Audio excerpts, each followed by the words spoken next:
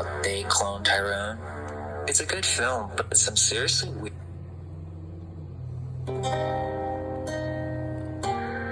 I'm reviewing his video, so I'm gonna get his whole little background. That's his name, Unnveiled. If you want to. Hey guys, seems like everybody's talking about They Cloned Tyrone. It's a good film, but some seriously weird stuff is going on. I'm not going to break down the whole movie, but instead, this is just to point out all the theories and occulted topics discussed within the story. So wait, the entire United States is an experiment? They're trying to turn black people into white people? Well, Netflix seems to do this a lot. They will either use real-world conspiracies or reveal a certain glimpse into the minds of the writers and producers who make this edgy content, especially when we consider Black Mirror. This is like a good Black Mirror movie, way better than the last season of Black Mirror. Okay, so look, before I get into this is what I think they talking about, because it kind of was throwing me for a loop for a little while. But I think that they saying that, you know how like the system basically is trying to like brainwash everybody into like thinking and feeling and doing stuff the same way. Like how they push their agendas and different little shit. Just like tell our media, tell our vision, everything. So it's like, yeah, I get what they're saying. Even like with the word cult and culture, I feel like all it's like one and the same. Like with what this is talking about, like the system trying to brainwash everybody to feel one type of way. Like just like mental illness, you see people like trying to like sedate people to brainwash them. It's like a scare tactic. It's like if you don't act the way we telling you to act, if you don't get back happy, if you don't, you know what I'm saying, if you don't do this, do that, and I'm not saying that's how forceful they be with the mental illness shit, but it kind of is with some people, because they don't realize that they have a choice to take it or not take it. You know what I'm saying? And then if they stop taking it, they end up going back, because it's like when you stop taking the medicine, you rehabilitate yourself. You know what I'm saying? So you go back to your natural state of thinking.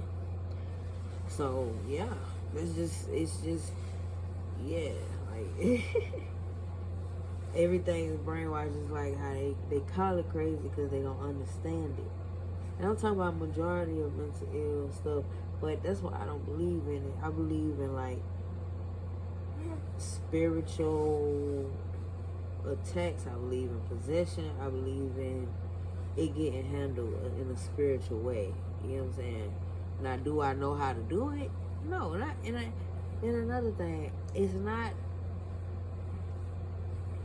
I done met many people that was being possessed, but it's like it's not a thing of do you need to unpossess them.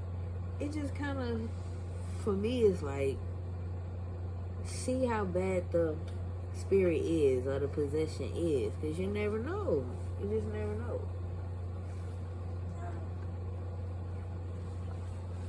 You just never fucking know, bro.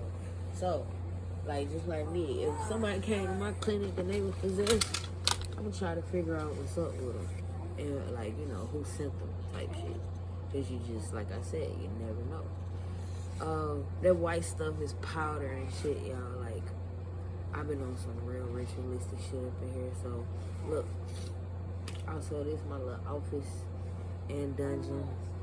All that, like a studio apartment type shit. So anyway, yeah. Oh shit. Yeah, so let's get to it. This is actually pretty especially like seems to do this. So wait, the entire United States is an experiment? They're trying to turn black people into white people? Well, Netflix seems to do this a lot. They will either use real-world conspiracies or reveal a certain glimpse into the minds of the writers and producers who make this edgy content, especially when we consider Black Mirror. this is like a good Black Mirror movie, way better than the last season of Black Mirror. This is actually pretty good, and apparently it was shot on film. The weird part is there seems to be sort of a mockery. Many stereotypes are projected, and furthermore, certain ideas are shared that seem to hint to a potential reality. Otherwise, what's the horrifying part about this movie? It's the probability that it may be true, hence why they're using conspiracy theories as a storyline. Oh, and yeah, there's probably gonna be spoilers, so heads up. So how do you even explain this movie? It's centered around a drug dealer who suddenly wakes up in his fabricated reality, realizing his life is a complete lie. You've got underground labs all over the United States, and they're doing more than just watching every citizen's move. They're cloning humans, setting up entire cities as experiments, where they specifically deploy these clones to interact and maintain a certain level of peace for the public. They do this through covert chemical infusions in the food supply and by using mind-controlled clones as characters to sway these cities to fit the blueprint they were designed for. Memories are even implanted into the clones so they don't know that they are clones in a massive mind control experiment. But that's not it. The movie's laden with heavy eugenic and racial undertones. It sort of implies that Black people need to be phased out, and they're actually trying to slowly transform Black people into white people. And who's pulling the strings? None other than a Black scientist who, spoiler alert, is actually our main character Fontaine, but the original, much older version of himself. Yeah, that's the best I can do on a short breakdown, but I'm telling you, not only is this movie crazy, it sort of seems like some type of soft disclosure. I mean, what is this all supposed to be considered as? Fantasy? Sci-fi? Or real-world thriller? Does art imitate reality or vice versa? Probably a bit of both. Oh, another thing that was really strange was the fried chicken was actually laced with drugs, and that gave me a weird feeling for sure because it's almost as if they're trying to say something. I mean, it's literally called Church's Chicken. Basically, this town of Glen, which is a primarily Black neighborhood, is being used as some type of government experiment for not only keeping control of different communities, but also to control their future progress. We actually see this in several shots throughout the movie. One in the lab, which is some Nazi propaganda Operation Paperclip type reference, and then even on the food mart, there was a reference to Keep 'em Smiling, a beverage called Soma, which is a reference to Aldous Huxley's Brave New World. Y'all, when was the last time you didn't have to worry about putting food on your table? Right now, till the end of this week, our migrant-loving administration is trying to buy our... Meaning, this is just like the book. Instead of it being in a huge facility laboratory, they moved the laboratory to an entire city level, and the ones with the knowledge live underground. Yeah, that's what they're doing in the city with the food supply. They're drugging the entire populace with a compound age to feel and think a very specific way. Interestingly, all the methods in which they do so are stereotypical against Black Americans, including the fried chicken, to clean perm cream, and also grape juice. This is a mind control substance that has pleasure-inducing effects, and also inducing extreme laughter and agreeability. So this is only what our three main characters discover, but it's probably going way deeper than just this. Eventually in the story, the characters start to wake up to their situation, and they actually stumble upon the underground laboratory. This is due to the fact that the laboratory has certain gates or entrances around the town and random locations, like Isaac's Closet, the church, and many others. These are elevators that seamlessly blend with the environment, and the scientists from below come up and serve as different managers for different stores, or even higher level scientists come and change clones or directly influence the experiment. This actually happens. A certain man in black comes along who says some really interesting things. We find out that this guy is sort of the boss, but he has a boss ahead of him, so he's more like the guy called in when there's a mess that needs cleaning up. He says that he's mall security for a big mall. The laboratory underneath Glen is insane. We're talking massive domes for miles, and he even says that they have these in multiple locations, even Los Angeles. So we can assume he means every major city, and many smaller communities as well. So this man in black claims they're researching, doing science. At this point, the characters had already looked around one of the underground laboratory wings, and they saw people being tortured as well as their own clones. They have them on hand so that when one of the main characters in the city dies, for example a drug dealer, they can swap him out, change his memories, because they need the drug dealer to keep a certain dynamic within the city, purposely giving Glenn a bad reputation so people stay away from their research. Then he says something very intriguing about the United States. Quote, America was an experiment, a half-baked idea cooked up by aristocratic ideologues living in mansions built by slaves. When they checked out, they left us with the bill. End quote. Now, it might just seem to be a reference to the slave trade era of American history, but let's dissect that. In terms of America being just an experiment or an idea thought of by the higher echelons of society or elites of that time, I mean, that is masonry, but the concept of secret societies as a whole.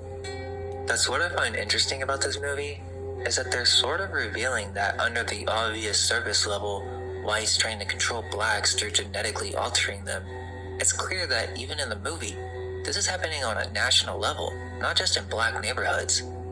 Oddly, they even decided to include missing person references. What's more, the director mentioned that they played around with suboral frequencies. They were literally embedding secret messages into the audio of the film. They claim it's just for the storyline, but why even do that? That's a real thing that can actually influence the subconscious mind. What it means is that literally in the movie, they had Morse code at a low frequency that the ear can't hear. What's the message? Everyone surround them, stop and subdue. The director even calls this a spell, and there's even a keep calm and carry on. Further into the movie, we find out that the madman behind all of this is, spoiler alert, Fontaine. It's his original self who's in control of this whole eugenics program. We learn this because Slick brings an army of pimps and drug dealers to basically infiltrate the secret underground lab, and eventually, our main protagonist is led to the leading scientist, which is himself. Now this part doesn't really make that much sense to me. I get the gist of what he's saying, but it doesn't seem like a realistic scenario. But apparently, Scientist Fontaine is the real Fontaine. I didn't mention earlier, but basically, Fontaine's brother in the movie was revealed to have been killed by the police. Now it's revealed that all the memories the drug dealer Fontaine has are actually from the scientist Fontaine. Apparently, the scientist Fontaine was gracious enough to leave that memory out of the drug dealer's mind because it was too hard to deal with. I get that, but it doesn't justify what he's done. And somehow, this tragic event leads him to want to get rid of blackness. Like, he truly believes that if everyone was the same color, there would be no violence. You can even see behind him as he talks, his work shows the slow removal of a person's blackness, turning them into white people. It doesn't make too much sense for me. Did this guy just go insane and decide to become a leading scientist for underground research, and his main work was the creation of clones and slowly altering the DNA to create a wider version of himself? I mean, what's the end goal here? It seems pointless. Unless he truly believes that all wars derive from racism. Which is crazy if you consider that in our historical narrative, wars are waged over religious beliefs, lacks of resources, passion. There are countless reasons humans hurt one another. It's almost as if he's just so desperate, hoping that everything will be okay if everyone's the same color, ignoring every other reason for war and strife. This is pretty common in the misunderstood mad scientist villain archetype. Instead of accepting the flaws of humanity and seeing that these problems are more than just skin deep, he puts all of his energy towards fixing what he perceives the problem to be, a very mechanical way of looking at things. Y'all, here's some news that'll put some money in everyone's pocket. Every American is able to pocket these spending cards that are loaded with $5,800 each, thanks to this state. But humans are not so simple and predictable, even the ones he controls. Maybe he doesn't understand humans very well. I mean, the Fontaine clone character we follow throughout the film isn't the most charismatic guy, but he obviously cares deeply for the ones he loves. The point is, the movie seems to suggest that this is what police brutality drove the scientists to do. It's a bit of a stretch, but it serves as a surface-level reason for what's happening. But within that, there's the subtle disclosure that it is indeed happening, underground laboratories, cloning, mind control, population control, memory implantation, even a Clockwork Orange reference. So yeah, it's a wild movie. In my review, I'd say it's really great. It was shot on film. It's hard to watch during the day because it's so dark, so make sure that the lighting is right. But it's a beautifully shot movie with good writing. Sure, it has little undertones of divisive politics, but it's not overpowering at all. Overall, it's a decent storyline with a sense of mystery you want to solve. I'd say it's a good film, maybe 7 out of 10. There hasn't really been any film like this, so it deserves its own category. I don't think it needs a sequel, but it's a good film. Towards the end of the movie, this goes on the news and all the clones start coming out of the laboratories. I would think this is only local news, as it's not revealed that these locations are actually in multiple cities. So perhaps they just wiped the news and the memories of all the populace afterwards and continued the experiment. And yes, I do think this is based on truth. The writers of these Netflix movies seem to think so too. It's almost as if they're actively researching these conspiracies to give the movie a truther-type disclosure feel. They know exactly what they're doing, and they did a decent job with this movie. It's a little weird to watch it from that angle, but overall, it's good for this information to be known. Sure, it's almost as if this is a way to make it fantastical or move it into the realm of sci-fi, but those who have done the research will know that there may be a kernel of truth. With that, I hope you enjoyed the movie review. We'll do more if you guys tell us what you want us to review. Other than that, please check out some of our other videos on early secret experimentation, share with your friends.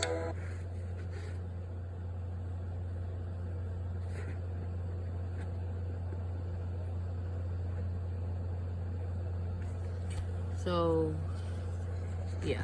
Hold up.